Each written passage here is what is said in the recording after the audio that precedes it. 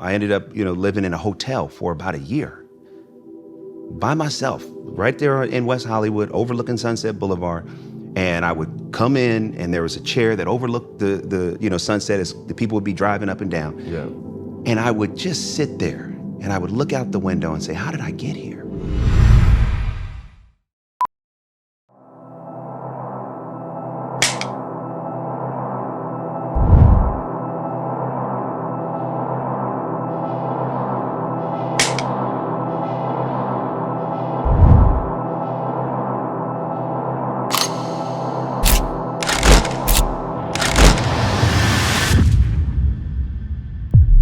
What's good? What's poppin'? What it is, what it ain't, what it could be, what it should be, what it would be. Cam Newton's son, Mr. Boogie Doll, here with another episode of Funky Friday. Ladies and gentlemen, I promise, I really do promise to give good content for the masses, but ladies and gentlemen, I just promise that I always keep it funky.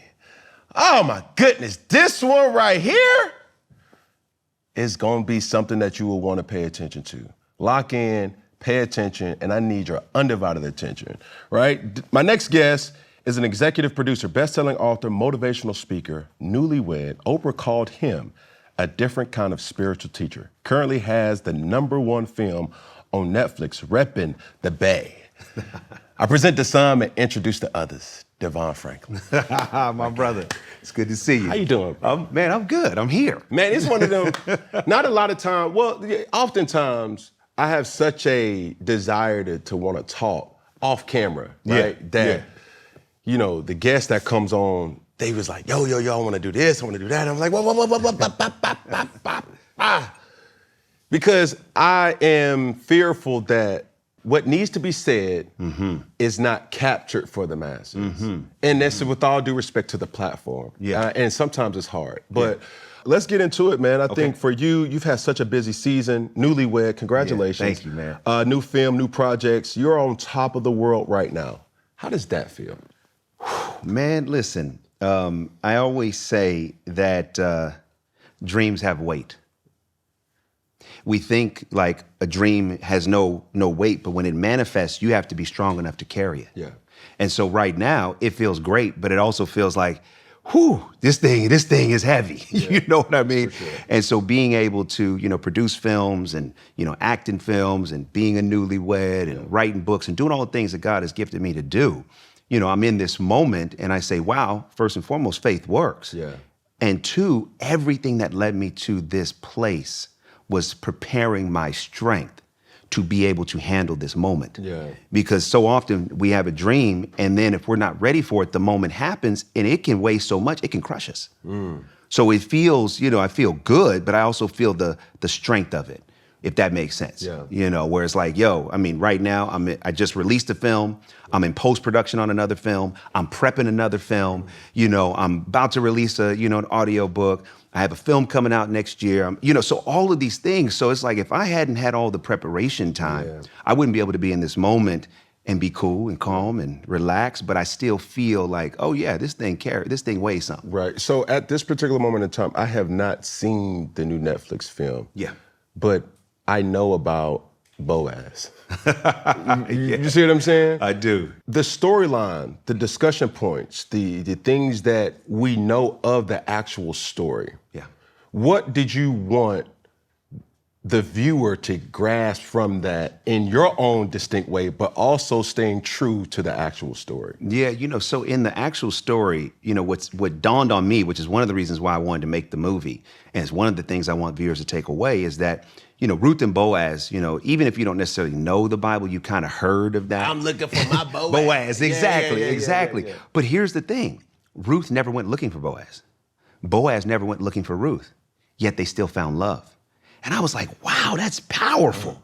Because so often when we go looking for something, we enhance the absence of it. So if my keys are lost and I'm gonna go look for my keys, well, what happened? Usually I'm looking frantic, I'm frustrated, I'm angry. But when I say, hey, my keys are gonna show up when it's time, I'm peaceful, I'm resolved, and I go on about my day. And when you look at Ruth and Boaz, they both just were doing what they were called to do. Yeah. And as a part of honoring their calling, they found each other. And then the thing about Boaz, which I love and which viewers are taking away, which I'm so grateful, Boaz sees a woman that he likes, but he's not trying to get from her. His whole agenda is, I want to give to her. And that to me, like that sacrificial love, because sometimes in dating, it can become so transactional. And Boaz is like, yo, I see you. And I see the woman that you are, and I'm going to give to that woman. I'm not looking to get anything from you. As a matter of fact, I want you to know that this environment that you experience, this is an environment of love and of care. And also in the movie, humility. You know, there's a moment when Boaz washes Ruth's feet. And I'm like, this chivalry, this courtship, I wanted people to take away that love wins, man. Yeah. And that love, not only does it win, but if you open up your heart, no matter what you go through, you can then become the love that you see. I didn't necessarily have this on my discussion points, and I always remind people that I'm extremely intrigued of having conversation, right? Because that's what Funky Friday was always intended to be. Conversation between two different people that may have the same thought process or a different, vantage point on certain views. But when I hear these things in this day and age, is Ruth and Boaz's story, is it realistic? Mm-hmm. When you hear people speak on, I'm looking for my Boaz, I'm looking for my Ruth. Mm-hmm. Oftentimes, I'm not the person to judge, but I'm the realist in a lot of situations that's like, bro, what you're looking for in a woman, you ain't ready for that. And in the counter, sure, sis, what you looking for in a man? Right, hold on a second. To tighten up. Yeah. And how dare I say that in my position? You see what I'm saying? And I hear the comments now, like, boy, right message, wrong message. I hear that, but I have, like, when you say these things with so much conviction, you being a person in the public eye for so many years, and people know who you are. And when you tell stories and you create stories and you're saying certain things, Ruth didn't go looking for her Boaz. Boaz didn't go looking for her. They just were being present. Like, it's like, yeah, bro. But is it realistic, though? Okay, so let's talk about realistic. Talk to me. Currently, we are on the set of Funky Friday. Yes, sir. You are known previously as one of the greatest football players to ever pick up a ball. Yes, sir. In that moment, was this realistic? It was only as realistic as you thought it could be. Mm-hmm. Meaning like, well, what is reality? Yes. Right? And so sometimes what happens, especially in love, it's like these ideas of, well, let me be realistic. But what does that mean? Two people finding each other and connecting on a planet of billions is not realistic. Yeah. It's a miracle. So when I'm talking about Ruth and Boaz, do I believe that it can be someone's reality? I do. Yeah. Because according to your faith, be it unto you. And so nobody saw this except you. At a certain point, you say, hey, there's a pivot happening in my life and I'm going to follow it. And now you're living in a reality that others would have said, well, Cam, that's not realistic. Okay, and let me stop you right there. Yes. Because there is so much truth to what you're saying, but there's also a lot of pieces that needs to be said too. Yes. I did not see this when I was playing football. Mm-hmm. I have it now. But the reality of that is I had to change to take on this. And that's what needs to be said. Yes. So as you're looking for any newness in your life, mm-hmm. I think a lot of times what I witness as the realistic person, if you're not willing to change to warrant what you're desiring, then nothing's going to change. Expecting something different with the sameness of your it's insanity, right? Yeah. So for me, as I'm seeing certain situations, and I have discussions with people often, and I just enjoy it. When I'm saying like, I'm doing this, or I want this, or I want God to bless me with this, and I'm like, I want to be but what are you doing that's extraordinary, that's going to multiply your ordinary? Sure. You see what I'm saying? I do. It's like, I think a lot of times people just assume that God is going to bless me just because God know my heart. But what are you doing to work on that? Faith and works. Right. Yes. So yes. That's my takeaway from that. And it's like, I'm not trying to rain on anybody's parade. No. I just see a lot of things happening, right? Mm-hmm. Where look at who you are today. Mm-hmm. Author, producer. You're reminded by who you are today versus the person that you thought you were 10 years ago Right. looks completely different. 1,000%. And how have you transformed into that person? Ups, downs, public scrutiny, public praise. How have you been able to manage the mental toll through it all? Yeah. It goes back to this, right? When you talk about realistic, what's realistic? For me, and I want to just drill down on the question previous, and I'll come right back to Yes, this. sir. But in terms of just the love part of it, real Yes, quick, sir. I think that anyone that wants love in their life, has to be open to how love comes into their life. Not like, hey, here's a list of things and I want this person to look like this or that, because love can show up in any number of ways. Right. And I think what happens is when people worship a list, they actually close their heart versus saying, I'm going to be open to love however it may show up. Can you please say that one more time? When someone makes a list and they say, I got to have this, they end up worshiping the list, which in essence to me closes their heart. But what about the person that says, I want to be extremely intentional with what I want? That's great. Okay. Intentionality is also flexibility. What I'm intending on, the target is, I want to find love. I want to find a great relationship. I want to find something that's edifying. That's the target. But I'm also going to be flexible on how that comes into my life. Because if you say it's got to be this, this, this, and this, and someone shows up who could actually be a right fit for your heart, and you say, oh, well, you know what? They're not making the right amount of money, or they're from a neighborhood that I don't want to date. It's like, okay, you have. He ain't that tall.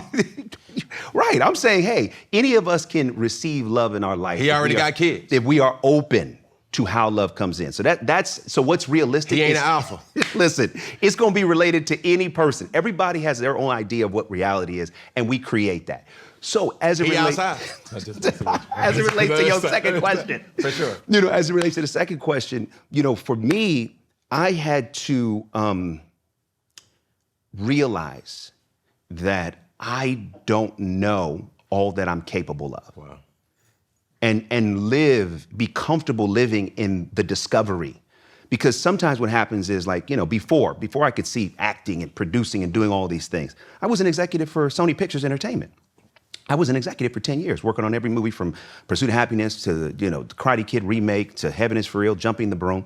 And so at that moment, if I got so locked into that identity of an executive, I could have never then been open to explore the identity of a producer. If I got so locked into being the identity of a producer, I could never explore the identity of being an actor. If I got so locked into being the identity of an actor, I could never explore the identity of being an author. So for me, how I've been able to navigate all of it and be in this moment is to be curious, to be open, and to discover. Sometimes the thing that works against us the most is when we think we know who we are. There's so much in us that we don't know. And it's not until we get in circumstances and situations and we face conflict in our life do we start to realize what actually is on the inside.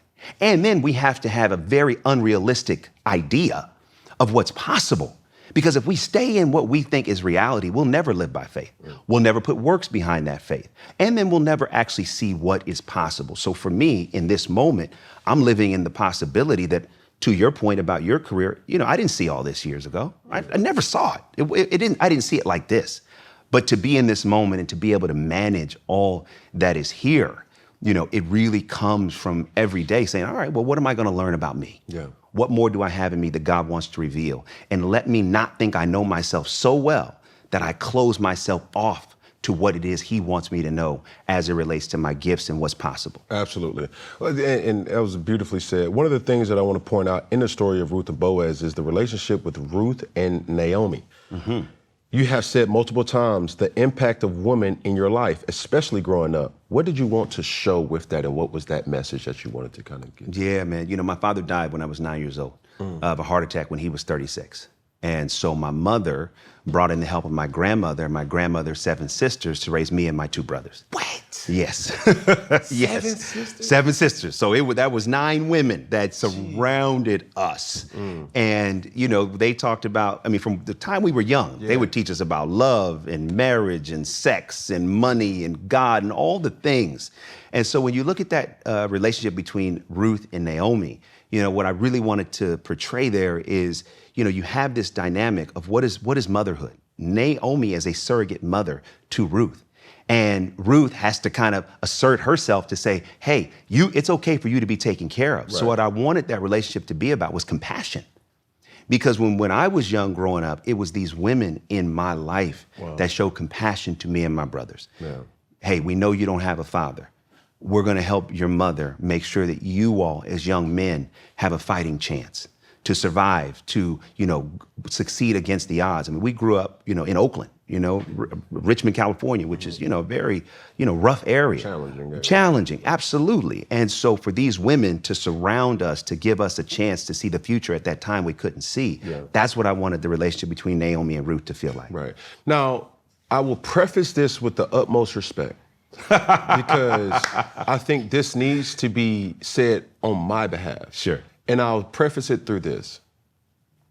Oftentimes, a lot of people give their judgment of Cam Newton. And Cam Newton has a way of not necessarily shutting off, but I have to really look down in the depths of the situation and say, can you really relate to me? Yeah. And if I can't answer that question where you don't know what it's like, bro, we can talk about what you would do in my situation or what I should have did in that situation and what I'm supposed to do moving forward. But it's like, yo, do you really know though? Do you really know my demons? Do you really know what's on my thought process when everything's going great?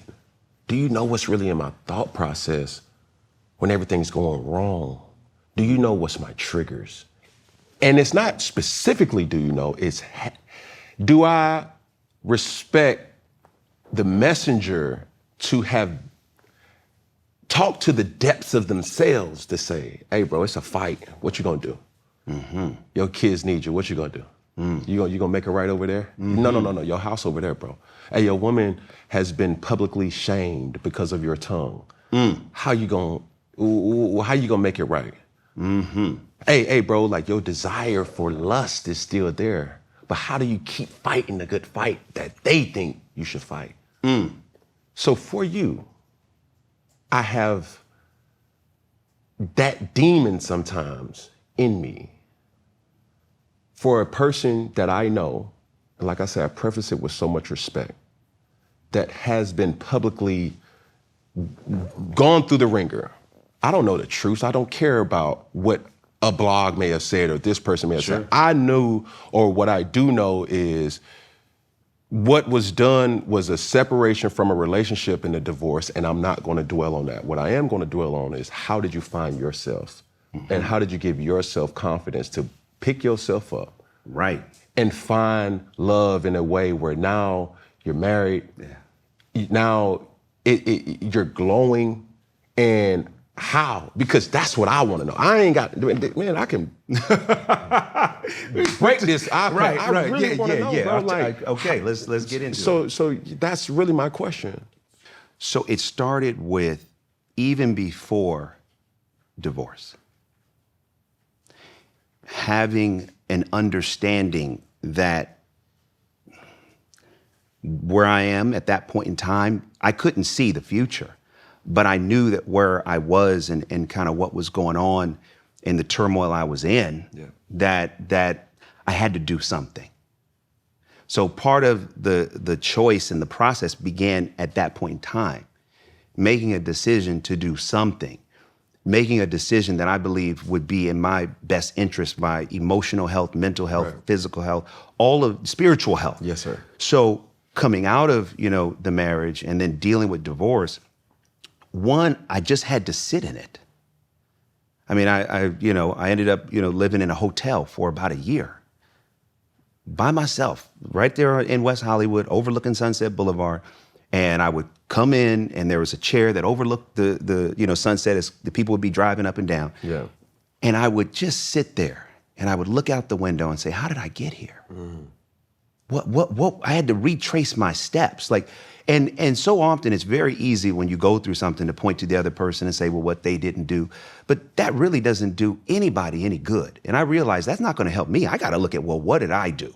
What was my role here? What are the things that are opportunities for growth? But part of it was just sitting in it and feeling it and not being afraid to see. What I mean by that is the mirror is one of the scariest things for us. Wow.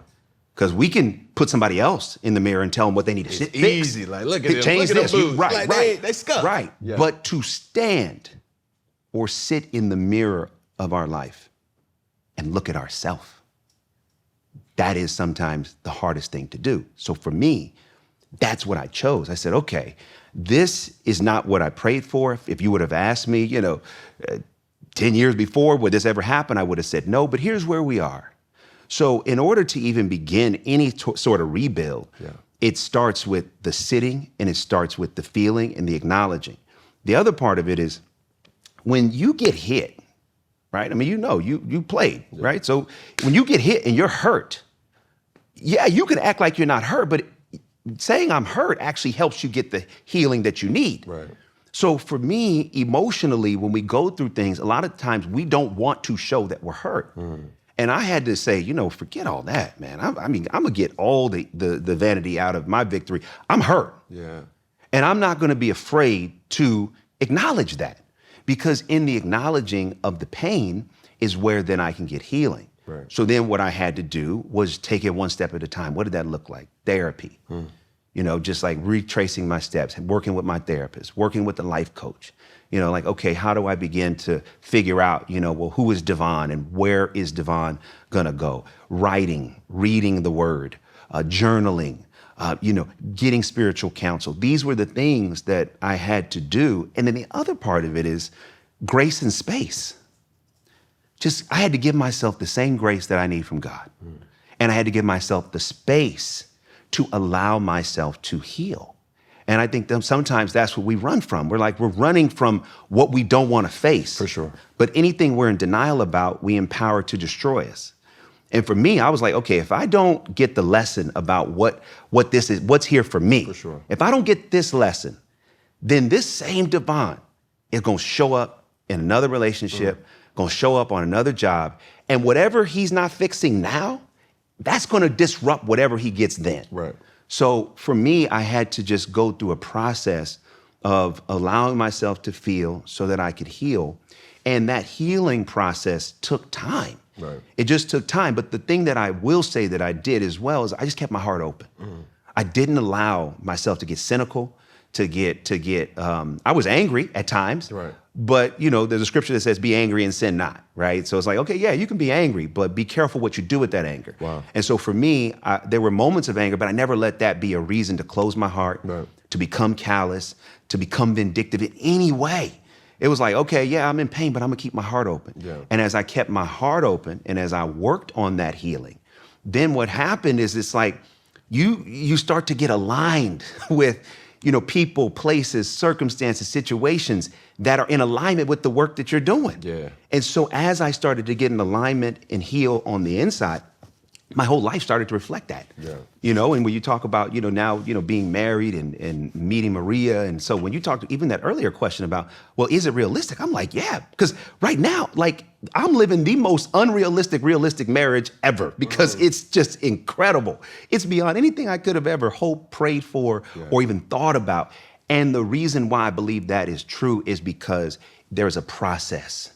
And the work that I'm doing and have done on myself then aligns me with the very people that are doing similar work. So that's a very long answer to your question, but that's how I did it. No. I'm needing this because like I told you off camera and I've said it publicly multiple times, these interactions that I have the opportunity to talk to people are therapeutic for me. And my next question is, as you're going on your journey, there are dark moments in your journey, there are lit moments in your journey. Sure. And when those dark moments came, were you able to acknowledge that, number one, I'm not okay, but also this is the real question is, when did you find happiness and what was it? I got to the place of acknowledging like, yo, I'm not okay. And as a man, that's a very hard thing to do. Yeah. To get to a place, not only where you're not okay, but you're okay to admit that you're not okay. For sure. So yes, I got to that place of like, yo, I'm not all right. And that was part of the catalyst to want me to retrace my steps. Well, what happened? Where did this come from? You know, and this idea, you know, I talk about this in my one-man show, you know, like this idea that growing up, what was really emphasized to me was to be a good boy. You know, be a good boy, be a good boy, be a good boy. And so what happened is I interpreted that as being my thing to be a good boy is to keep everybody happy. Right? And as long as I'm getting patted on the back and as long as I'm getting affirmed, then I'm gonna be a good boy. And as long as people tell me I'm a good boy, I'm good. Yeah. But what I realized is like, no, actually I'm not, because it's one thing to be a good boy, it's another thing to be a grown man. And for me, I had to learn the difference between the two. And part of me acknowledging, hey, I'm not okay, was me reconciling that I was still trying to be the good boy as a grown man. Yeah. Instead of saying, hey, here's what my needs are, here's what I need, here's what I would like, instead of being okay with that, I'm over here trying to people please and make everybody, you know, happy. And as a result, I wasn't happy. So when you talk about happiness, happiness really started with making the decision that I'm gonna take my time to get through this. Right. And I'm going to be okay with some days, you know, having that darkness, some days having that frustration, some days just having that rage and that anger. Yet that's the process of happiness. Because sometimes we just think of happiness as like, oh, it's just this joyous feeling. And it's like, no, you can actually be happy when you realize where that happiness has grown from. So it was through the process of healing that happiness began to not only take root, but it began to bloom. And what did happiness look like? Peace. A inner peace that I can sit anywhere and be good. That was not my reality years ago because I needed to achieve. I needed to, you know, have this movie or this thing or that thing to feel worthy, to feel like I'm a man, to feel like I'm Devon. I gotta achieve. You know, I talk about it in my show. Like I was an achievement addict where I needed a hit of achievement for me to feel, ooh, That was the high. That was the high.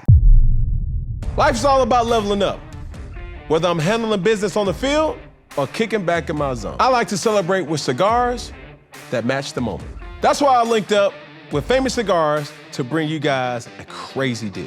Yeah, you heard that right. 8 top-rated cigars at $1 a stick. Top quality brands like Oliva, Romeo and Julieta, Davidoff, and that's just to name a few.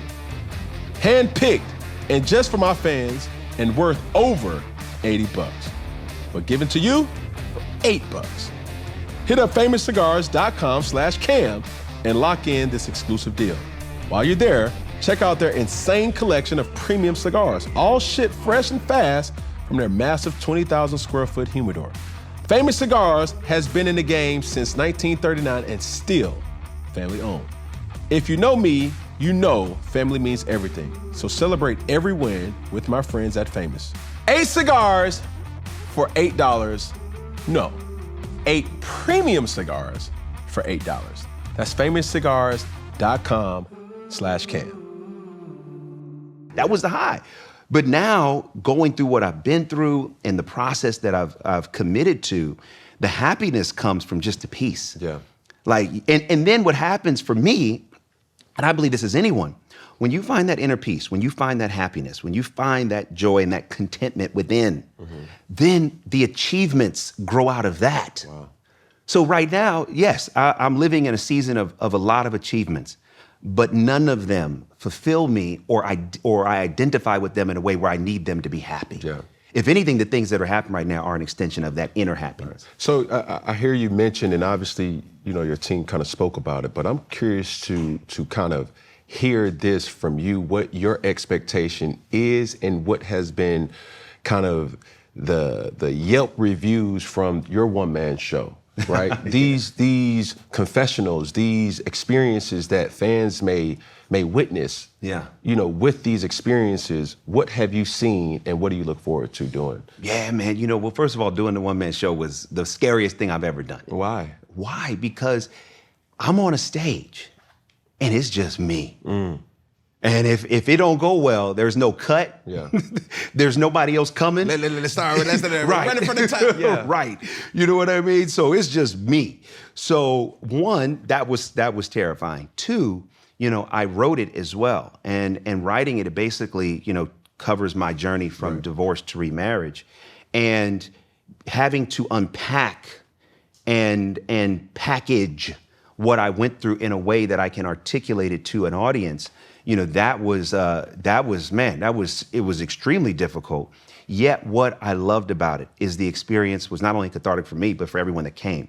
2 packed nights, houses in New York. Congratulations. And Pete, thank you. And people, they laughed with me, they cried with me, they talked back to the stage. They were just like, yo, we with you, because it's all about the journey. The one-man show is called Be True. And that is to me what it's about. It's like, we gotta be true. And that was what the journey that I needed to go on. Yeah. I needed to go from like being the achievement addict to living a truthful life, being comfortable being me. And so the response has been, phenomenal. I mean, just like we talk about the Yelp reviews, the people that came, talk about it's one of the best shows that they've seen. Because it's the rawest I've ever been. Wow. I talk about, there's some moments in the show where I use some cursing to explain it. Like, here's how I felt, right? Yeah. When you talk about those dark moments, there are moments in this show where I bring people into that hotel room, into what happened when I was sitting on that chair looking out over Sunset Boulevard, the thoughts that went through my mind, like, how did I get here? And the language that came up when I thought about it, So it's the most riveting, it's the most raw I've ever been, it's the most honest I've been. And to be able to be on that stage and to be vulnerable, that to me was a major accomplishment. When I'm speaking with people, obviously with the public presence, I'm intrigued to understand how they deem this question to be. What's the biggest misconception about Devon Franklin? Man, that I'm not a real, dude, that I'm not human, that, I think that I'm serious all the time, I think that's one of the misconceptions. It's like, for me, I love life. I'm always joking. I'm a real dude with real feelings, real emotions, have been through things and have chosen a path, on how to navigate those things. But I think the greatest misconception is just like, on some level, going back to the word realistic, like, he's kind of this unrealistic guy or whatever. And I'm like, yo, I'm not. And anything that I say is because it's truly what I live or what I believe or what I experience. And I don't feel any pressure to try to present anything other than just to be exactly who I am at this moment. But I think those are some of the misconceptions, While you're doing or creating these projects, creating these visual experiences of storytelling, phenomenal. Do you think that the stories that are being told will actually sell? And I mean it through this lens. We hear trash TV. We see reality TV. We see, what's the gossip in that? I want to see somebody throwing some water on people's faces and the jibber jabber with that. Like, I want to look at X while I'm watching this, like, I want to see if somebody feeling how I feel.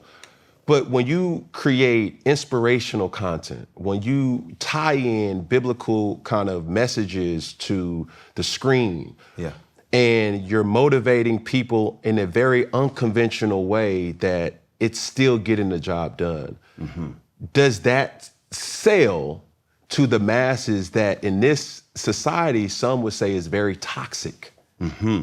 Well, yes, it does sell to the masses. And to be honest with you, like, I don't really look at it from that lens. Because for me, as a creator of content, if I'm thinking too much about what I think someone wants or doesn't want, then that takes me out of the seat of being in authority over what I create. Wow. So part of it is just like being open to like, okay, this is my commitment, right? It's like I was raised in the church, been a Christian all my life, and I believe God has allowed me to be in Hollywood for a very specific reason. And so when I made the commitment to go to Hollywood, the commitment was I want to be in Hollywood to make uplifting content because I believe Hollywood is one of the most influential industries in the world. and that it can change people's hearts and minds for the better. So that's the mission statement. That's the business plan. Yeah. So when I'm thinking about this content, whether it's a Ruth and Boaz or my next film, Relationship Goals, or my previous film, Flamin' Hot, about the creator of Flamin' Hot Cheetos, when I'm thinking about these stories, I'm thinking about what is going to, in the culture, point people higher. Wow. What's going to lift their spirits? What's going to give them a laugh? What's going to heal their heart? And that's what I focus on. Like, I don't really focus on like, all right, well, they like this type of thing, so I'm going to do this type of thing. Like, no, I'm going to do my thing. And I believe that my thing will work. Why? Because when someone sees a great movie, it can change their life. No, for sure. And so keeping my mind on that, and then also being clear on this is what I'm tasked to do. There are others that are tasked to do different types of content, and that's them. That's cool. But for me, this is my lane, and this is my commitment, and this is my passion. And I do believe that when people see these movies or television shows, their idea of what's realistic changes. Wow. I mean, I can't tell you how many people have hit me up about Ruth and Boaz specifically, just saying, wow, I'm open to love. Wow, this really changed my thinking. Wow, I've been going through grief and this movie helped me.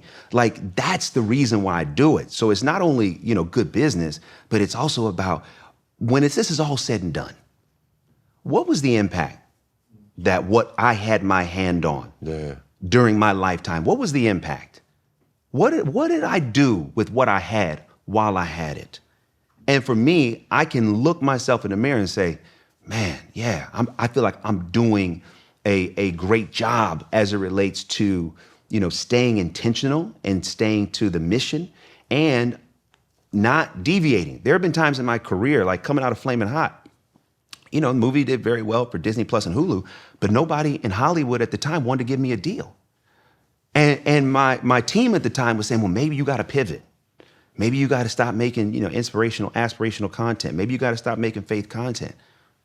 And I'm like, yo, if that's the answer, then maybe I should not be in the business, because that's not me. I got to do what I'm called to do. And by sticking to the script and staying committed, even in the face of not knowing when the next paycheck was going to come. Wow. I mean, that's another part of all this. It's like, I don't know if anybody been there before where you just sitting there, you're like, I don't know. I don't know. I don't know. It ain't, I don't know. I don't know. You know what I mean? I don't know when that check is coming. And staying committed to the vision and staying committed to the calling is what ultimately got me to the place that now I have this, a great deal with Tyler Perry and Netflix, and Ruth and Boaz is the first movie, and I'm getting ready to start prep on the next movie, and things are rolling in a phenomenal way. But that is how. So many things, with that, but I want to talk about we're seeing a trend in Black filmmakers getting their just due, getting their flowers. Mm-hmm. To name a few, obviously Tyler Perry, Ryan Coogler, Spike Lee, Jordan Peele, so many others. With all of you as Black men and filmmakers, does Hollywood respect you? I think so. That's a good question. I mean, but when you name all of those greats who are just phenomenal, incredible talent, and when you look at, their body of work, I think it would be indicative that Hollywood does respect, because, all of those talents that you just mentioned, and you look at all the films, on the other side of those films is a commitment from Hollywood, a Hollywood studio that is saying, we believe in your vision, we're going to support your vision, we're going to fund your vision. So I do feel that, I also feel that, as Black filmmakers, we're always wanting to continue to make our mark. And just because, there was respect yesterday doesn't mean there's going to be respect tomorrow. That's in everything. It's everything. So we got to keep showing up and being clear about who we are and what we want to do and what we want to say, and then fight for it, As a fan, and as a person who I, look up to, you had the opportunity to work alongside with him on this project, and Ruth and Boaz, Tyler Perry. Yeah. There's not a lot of people in our culture that are mythical creatures that are still living. Right. Tyler Perry's one of them. Yes. And from what you've observed working alongside with him, I was a big fan already, but when I seen his documentary, I know, and then right? you started to see like, yo, this dude was a trailblazer. He was a disruptor. And how is it? Working, with somebody so impactful and literally is a living legend. Yeah. How was that experience for you? Man, it's been phenomenal. I mean, and also like one of my favorite movies is Rocky. right? And, one of the things that made Rocky great is that Rocky had a trainer named Mickey. Yeah. And Mickey was always... Mickey kept it a buck with it. That's right, exactly. Mickey kept it a big exactly. buck with it. Yeah. You know what I mean? And that just kind of reminds me a little bit of the dynamic with Tyler and I. It's like Tyler, he called me, on the heels of my Flamin' Hot when I didn't know what I was going to do. He called me out of the blue. I hadn't talked to him in some time, and he said, hey, man, I hear you're making this deal with Netflix. Let's do it together. Now, at that time, I had a meeting with Netflix, but I didn't know that there was going to be a deal. Yeah. So when he said, let's partner up, I said, great, let's do it. So we partnered up, we did the deal. And then it was on me to start figuring out, okay, what's the first movie going to be? Right. So as I figured out I wanted to do Ruth and Boaz, he was totally supportive. And then as I'm going through the process, there were things I would come to him about. He's like, bro, this is your movie. What do you want to do? He says, because whatever you want to do, that's what I want to do. And he said, you got to know, you got to take authority. Take full authority over what you've been given right now. God did not give this to you if you weren't capable of handling it. So I want you to step into your power. I want you to step into your authority. And I'm like, yes, right. Absolutely. Come here, I want some water. Exactly. Right. And that's the beauty of working with, Tyler, is that he's a great creator. He's an, amazing creative, yet he also is this dynamic, motivational, spiritual guru that can look at you and be able to speak into the very area that you need to be spoken into most in your life. And so with me, it is, when we talk about how quickly we made Ruth and Boaz, I've never made a movie this fast. I've heard that. Never. And so how long did it take? Well, for us, it was much slower than his process. But for us, we made the movie in 4 weeks. Yeah. 5 weeks, excuse me. 5 weeks. 5 weeks. It didn't matter if you said 6 weeks. No, it was 4 weeks, right? Because it was 5 days. Yeah, 4 weeks. We made it in 4 weeks. I've heard that. Yes. My lady has told me that that's what people don't necessarily know about Tyler Perry. Yeah. He works at rapid speeds, and he expects professionalism. 1,000%. That's what he's given. Because that's what he's given. You see what I'm saying? I do. And what's cool is not only do I get to work with him as a producing partner, but I'm also one of the stars of his series Divorce Sisters on BET Plus. So I've gotten a chance to work with him as an actor that he's directing. And that's also, amazing. Because it's he'll be like, okay, no, stand here. No. And you're thinking stand here? But he knows what he sees. Yeah. And he's like, stay here. This is what you need to do. Okay, great. Now go.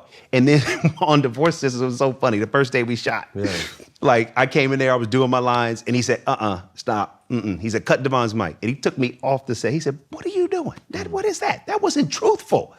You got to do it again. And so that kind of love, because sometimes you think love is I'm not going to be right. Sorry, bro. Right. Oh, dog, you got but he saw what was in me.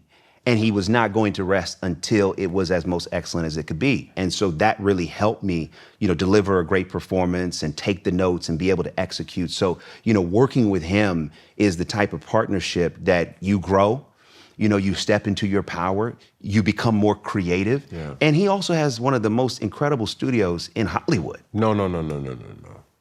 For real. For real. No. For real. Bro, vulnerable moment, but also inspiring moment. My partner, Jazz, she works on the series Sisters. Yeah. And I dropped her off one day. And, there's a moment in your life where you're having a moment and everything just kind of... Right. I'm from Atlanta, Georgia. To say I took his impact for granted is an understatement. Because you see, get off right here, Tyler Perry Studios, boom, boom, boom, boom, boom. He was like, whatever. But that was the first time I ever was on a studio set that you see Black. It's owned by Black. That's right. And Black is proud. And it don't look like no nigga stuff. You see what I'm saying? And I gotta say it that way for people to understand what I'm trying to say. It was inspiring. You see the sets, the Denzel Washington, the Oprah Winfrey sets, the Spike Lee's, and I'm like, this dude is doing it. Yeah. And I wanted that. And she's just talking, she's like, babe, I'm gonna do this, I'm gonna do that. I'm like, but I'm in this moment of shock, yo, you're entering Tyler. That Jumbotron right there, and then you go into the real gates, and it's just like, yo, like, what's your name? License, please. I'm Right. like, man, I'm just dropping They off. don't Man, play. I That's don't care, security. Cam. What's up, bro? Yeah, nah, let me see that license, bro. I gotta check you in, bro. You doing all right? Hey, how you doing? And as you're seeing it, that was a moment in my adult life where it really felt like it's possible. Yes.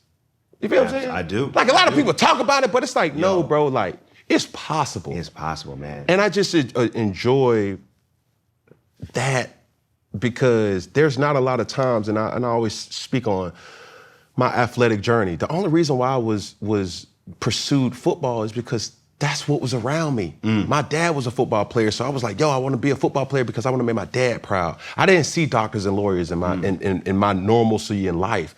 You know, I didn't see people that was, you know, making it off of film and producing. That wasn't, so that was just like, oh man, so that's their talent. You know, my talent show is just, I'm gonna go up here and rap, or I'm gonna go up here and sing, or I'm gonna go up here and do those things. But now as you grow older, you start to see it's like, yo, like that is really dope. And that's something that I can channel within myself and relate to. Yeah. But getting back on topic, Ruth and Boaz is centered in Black love. Yeah. Why was it important for you to highlight specifically that? Especially in 2025, sometimes finding positive images of love can be hard to find. Yeah, you know, I just felt like the culture hadn't had a love story in a long time. You know, I mean, when you think about going back to like Love and Basketball, The Best Man, Brown Sugar, you two can play that game even. The Wood, you know. I mean, it was always about love. Yeah. And so I was like, wow, we haven't had just a good love story. Love Jones. Love Jones. You know, I mean, come on. Piggy, You know what I'm saying? Boomerang in its own way, you know. And so I just felt like, man, this is what we need. You know, and we need a love story that can bring people together, that can be a conversation piece, that can have some things in it that people will react to. You know, again, like Boaz washing her feet, humility, you know, wanting to be of service, not saying, hey, I see you as someone to get from, but I see you as someone to give to. Wanting to put those ideas in the culture. That was one of the motivations, because I just feel like we haven't had that in a very long time. What's the next mountain for Devon Franklin? That is a great question. And here's what I know. The beautiful thing about God is a lot of times he don't show you the whole map.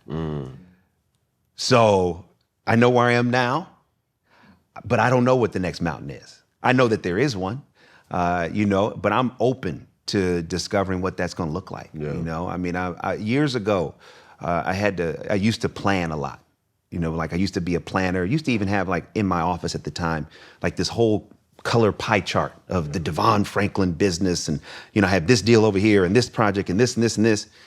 And there was a moment when I felt like I was worshiping that and not worshiping him. And so I ended up, you know, taking that piece of paper and I lit it on fire. I said, you know what? I'm done with this. I'm going to stop making this my God. God, you're God. What do you want from me? Who do you want me to be? Where do you want me to go?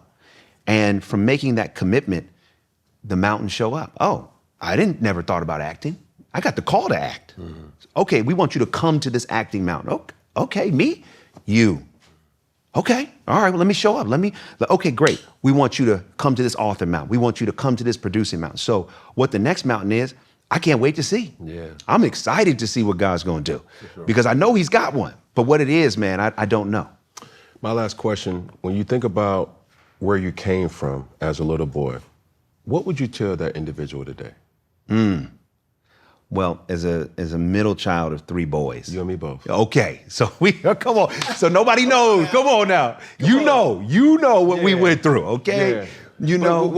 I'm sorry, but what was the age difference? 3.5 years between me and my older brother and 3.5 years between me and my younger brother. Wow. I was 3. The same for me and my older brother, but then there was a 10-year cutoff. So I was the youngest for the longest. But go ahead. Okay. So you know, as that young boy, you know, I didn't feel seen. I didn't feel necessarily heard. I felt awkward. Didn't feel like I fit in. You know, I felt like a L7, a square. And so, you know, that kid had a lot of anxiety. You know, am I going to be okay? You know, is everything going to work out all right? You know, it's like even before my father passed, my father was an alcoholic. He was in and out of our home. So, at times our upbringing was very unstable. And so for me as that young kid, I had a lot of anxiety, a lot of fear. Am I going to be okay? Am I going to be all right? So if I could have the chance to go back to that kid, the first thing I would do is I wouldn't say a word. I would just hug him. I would embrace him. And then I would say, you're going to be all right. You're going to be all right. You're good. You're okay. That's what I would say. And that's what I would do. And the irony of that is that process of embracing that inner child of who we are. Like, I thought for the longest when we were talking about the good boy and the grown man, like I wanted to kill the good boy. Like, I'm tired of this dude because this dude just plays it safe and he don't have no sort of point of view. I want him dead. But what I realized is no, to be the grown man is to embrace the good boy and to say you're gonna be okay. Because that little boy is a part of us even right now. And so instead of chastising him, love him, care for him, embrace him. That's what I would do. Devon, you did it, brother. We did it. We came, we saw, and conquered. As we end things here at Funky Friday, man, when I say all together, we're going to say one love. When I say all together, we're going to say one love. When I say all together, we're going to say what? One love. All right, now listen. So as we go to this camera, we're going to go to that camera, then we're going to finish with that camera. It's going to look similar to this. One finger, one pinky, one thumb. And when I say all together, we're going to say what? One love. You ready, bro? Let's do it. One hand out. One finger, one pinky, one thumb. All together, one love. Devon Franklin, ladies and gentlemen. My brother, thank you. Appreciate you. Great, man. Thank you.